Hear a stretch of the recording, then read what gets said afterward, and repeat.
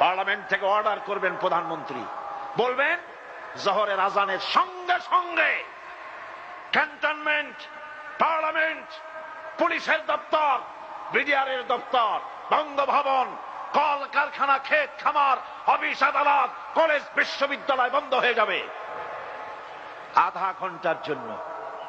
জোহরের নামাজ জামাতে আদায় করবে, নাস্তা বা দুপুরের খাবার খাবে, তারপরে আবার 1:30 থেকে বা 2টা থেকে অফিস আবার চালু হবে। এটা করলে খারাপ হইতো না ভালো হইতো? আল্লাহর রহমত বরকত নাজিল হয়ে যাইতো। এখন তো যেখানে হাত দেন সেই জায়গা শেষ। আর তখন আল্লাহ বরকত দিব। কে বরকত দিবে? ওয়াদা কার? ওই শুনুন, আমার আল্লাহর ভাষায় শুনুন।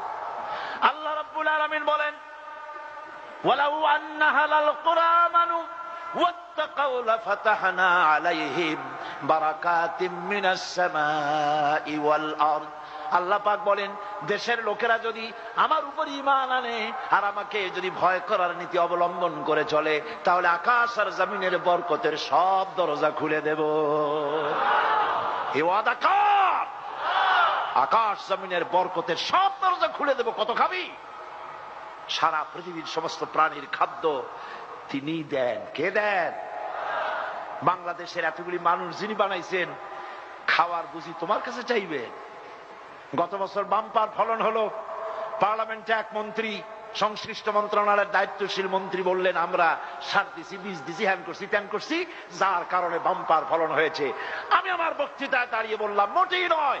এই বাম্পার ফলনের পেছনে সরকারের কোন কৃতিত্ব নয়, সমস্ত কৃতিত্ব শুকরিয়া আল্লাহ রাব্বুল আলামিনের।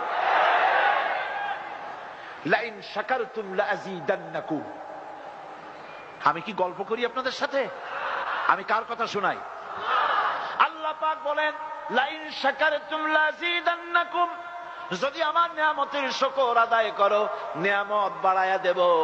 ওয়ালা ইন কাফারতুম ইন্না আযাবী লাশাদীদ, আর যদি কৃতজ্ঞ হও, শুকরিয়া আদায় না করো, মস্ত বড় শাস্তি দেব।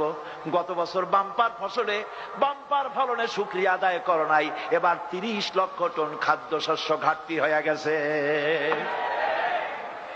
ঠিক কিনা? আল্লাহ শুকরিয়া আদায় করো, মাথা নিচু করো, সেজদা দাও আল্লাহরে।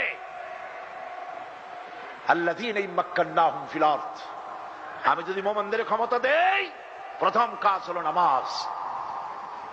ইউনিভার্সিটির ভাইস চ্যান্সেলরের ইমামতিতে ছাত্র ছাত্রীরা যদি বা জামাত নামাজ আদায় করে, ওই বিশ্ববিদ্যালয় চোর ডাকাত গুন্ডা বদমাশ পয়দা হইতে পারবে? পারবে?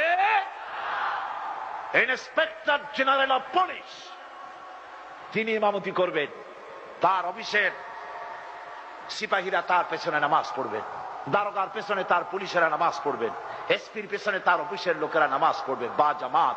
মাসের পর মাস, বছরের পর বছর বুকে হাত দিয়া কর, এমন পুলিশের পিটাইয়াও ঘুষ খাওয়ানো যাবে? যাবে না।